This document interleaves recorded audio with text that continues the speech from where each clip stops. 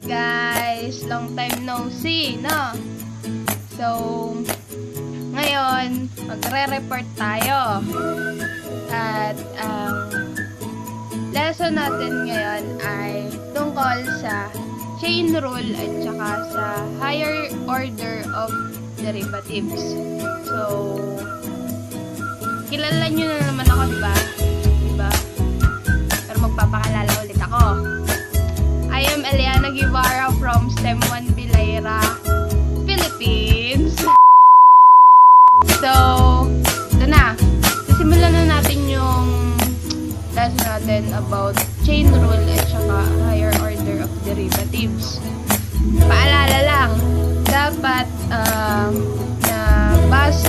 nabasa o napanood nyo na yung mga video ng previous group para may idea na kayo kung paano isolve itong chain rule at saka higher order of derivatives. Kasi mahalaga yung derivative rules dito sa chain rule at saka higher order of derivatives. So let's start. Chain rule and higher order of derivatives.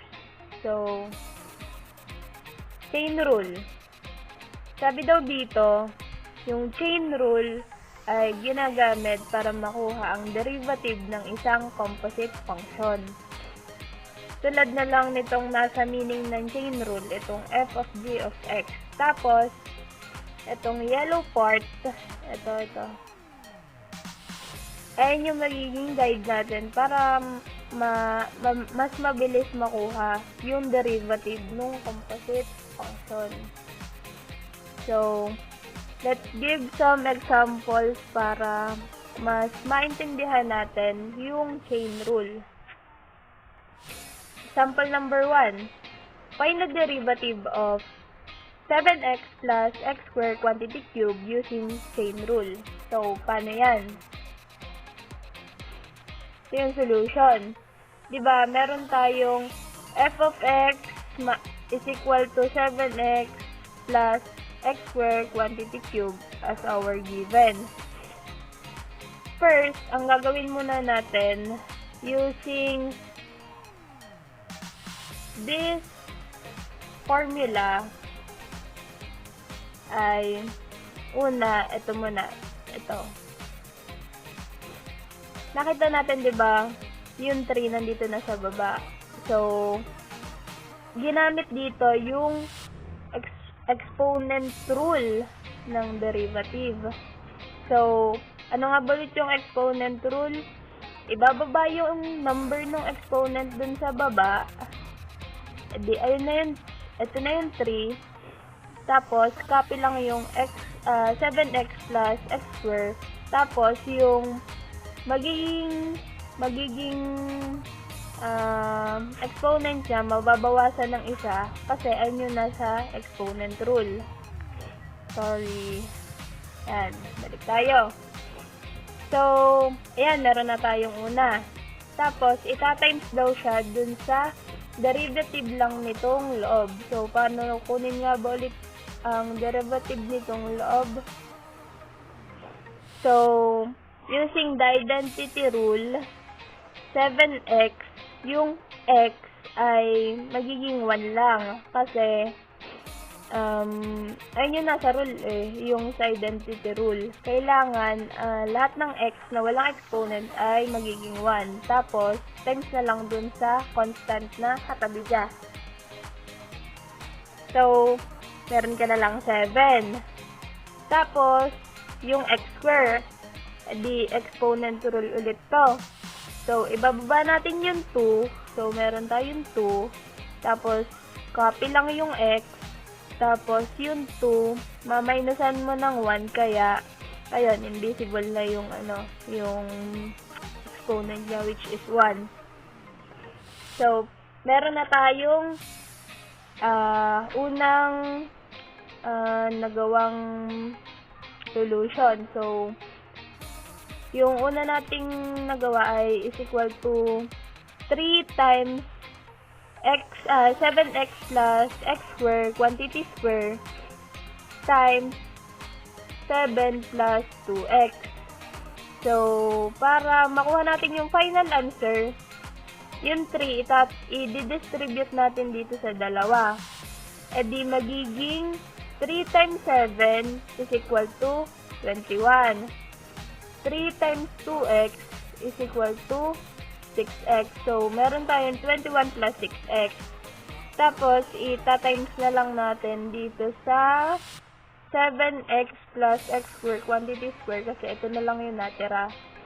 So, meron na tayong 21 plus 6x times 7x plus x square, quantity square. So, ito na yung ating final answer. Another example. Find the derivative of 9x plus 19 quantity square using chain rule. Again. So, ito yung ating original na function, which is 9x plus 19 quantity square. Ganun ulit ang gagawin natin. Yung derivative ng buo times dun sa derivative ng loob lang. Using the exponent rule, yung 2, ibababa ulit natin. So, meron tayong 2 dun sa baba. Tapos, copy lang yung 9x plus 19. Tapos, yung 2 na original na exponent, maminusan natin ng 1. So, ayun na. 1 na yun. Tapos, times yung derivative lang ng loob. Again, yung sa identity rule, which is x is going to be 1. Tapos, itatimes lang dun sa katabi niyang constant. So, 9 times 1 is equal to 9.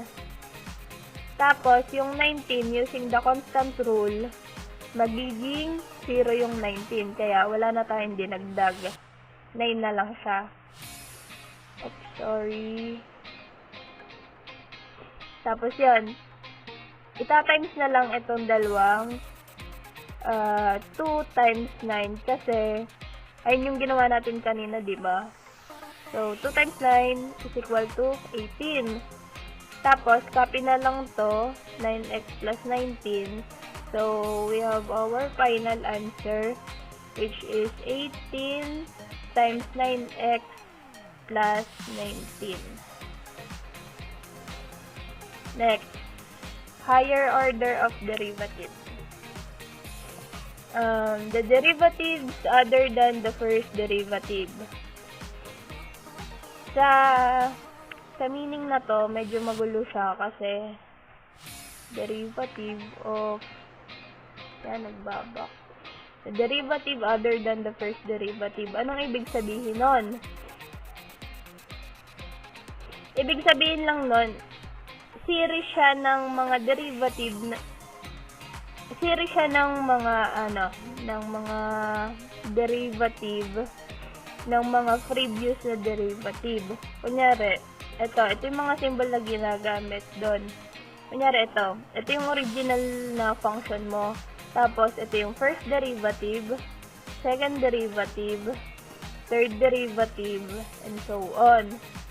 Yung first derivative pertaining to the original derivative, original function.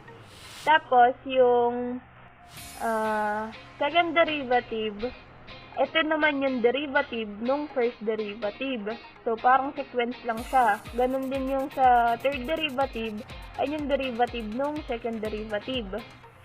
So, ito yung example. Find the second derivative of x cubed plus x minus 2. So, paano daw siya? Ito yung solution. Ito yung ating original na given, x cubed plus x minus 2. So, ang kanyang first derivative, ito, first derivative,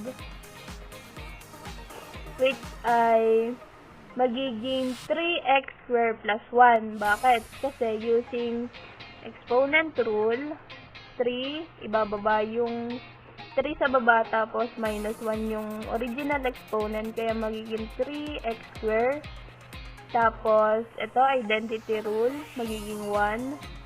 Tapos, itong 2 constant rule ay magiging 0, kaya wala na. So, meron na tayong first derivative. Tapos, para makuha yung second derivative, kukunin mo yung derivative nung first derivative. Ito, kukunin mo ang derivative nito. So, yung katulad ulit nung nauna, exponent rule, ibababa yung 2. E di meron tayong 2 times 3 is equal to 6. Tapos, copy lang yung x. Tapos, 2 minus 1 is equal to 1. Tapos, using constant rule, di magiging 0 na siya, edi 0. So, meron na tayong second derivative na 6x. Ayun na yung sagot. Sample number 2. Find the third derivative of x to the fourth plus x cubed minus 6. So, ganun ulit. Third derivative naman. Ito yung solution. Ito yung ating original function, which is x to the fourth plus x cubed minus 6. Tapos, kunin muna natin yung first derivative, which is 4x cubed. 4x cubed. Wait lang. 4x cubed. Kasi, galing siya dito. Using, exponent rule. Tapos, ito din. Using exponent rule, galing din siya dito. Tapos, constant rule, which is magiging 0 na yung 6. So, wala na. Meron na lang tayong 4x cubed plus 3x squared. Yan yung first derivative natin. Para naman sa second derivative, kukunin mo naman yung derivative nito. So, again, yung exponent rule, which is ibababa yung 3, tapos itatimes sa 4, which is 12. Tapos, yung x remain, tapos yung 3, minus 1. So, 3 minus 1 is equal to 2. Tapos, ganito din dito. Bababa mo yung 2 times sa 3 is equal to 6. Tapos, x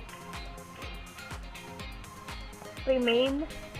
Tapos, yung 2 minus 1, edi 1 na lang dito. So, meron na tayong second derivative na 12x squared plus 6x. Ayun, 12x squared plus 6x. Ayun na yung second derivative natin. Eh, ang hinahanap ay third derivative. So, kailangan pa natin ng isa. Derivative nito pa. So, ulit-ulit tayo.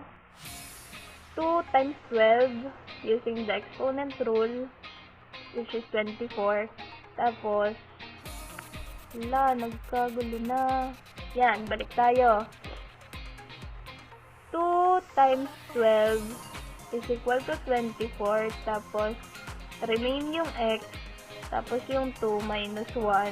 So, 1 na lang. Tapos, ito naman ay using our identity rule na magiging 1 yung x. So, meron na lang tayong 6.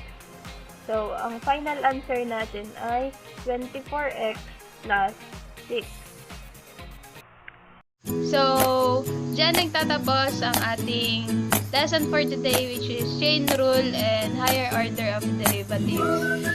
If you like this video, please give us a big thumbs up or any reaction na meron dyan sa mga cellphone ninyo.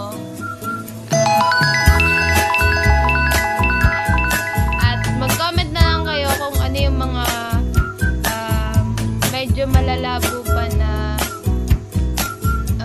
part dun sa pinaliwanag ko, and share this video kung gusto nyo pang panoorin para mapag-aralan ng maigi kung paano talaga kumuha ng derivative music.